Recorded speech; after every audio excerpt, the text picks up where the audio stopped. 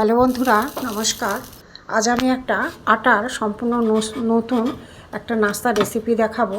এটি আমি দেখাচ্ছি প্রথমে আলুর পুর ভরা একদম নতুন রেসিপি বন্ধুরা। আটার গোলা ফুটন্ত জলে দিয়ে একটা রেসিপি। এবং এখানে আমি 4টে আলু নিয়েছি, সেদ্ধ করা আলুগুলো খোসা ছাড়িয়ে গ্রেট করে নিয়েছি। এবার আমি একটা গ্যাসে কড়া বসিয়ে দিয়েছি, কড়ার মধ্যে সাদা তেল দিয়ে দিয়েছি। এখানে কাঁচা লঙ্কা কুচি দিয়ে দেবো। কাঁচা লঙ্কার কুচি দেওয়ার পর পরপর মশলা দিয়ে দেবো আমি। হলুদ গুঁড়ো, পরপর মশলা দেবো হলুদ গুঁড়ো, লঙ্কার গুঁড়ো, আদা গ্রেট করা, জিরে ধনে গুঁড়ো। এবার ভালো করে কষিয়ে আলু যে গ্রেট করা ছিল, আলু গ্রেট করা দিয়ে ভালো করে আমি একটা পুর তৈরি করে নেবো। একটু গরম মশলা গুঁড়ো দিলাম, ধনে পাতা দিয়ে হয়ে গেছে পুরটা।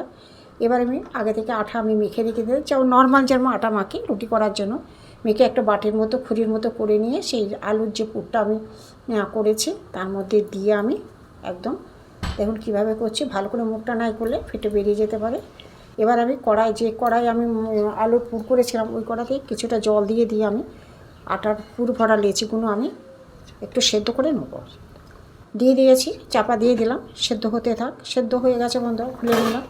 নিয়ে দেখুন না, এপিট ওপিট করে দুপিট করে ভালো করে সেদ্ধ করে নিতে হবে। সুন্দর খেতে হয় বন্ধুরা, এইভাবে একবার করে দেখবেন। বাচ্চা বড় সবার তেল, হালকা তেলে।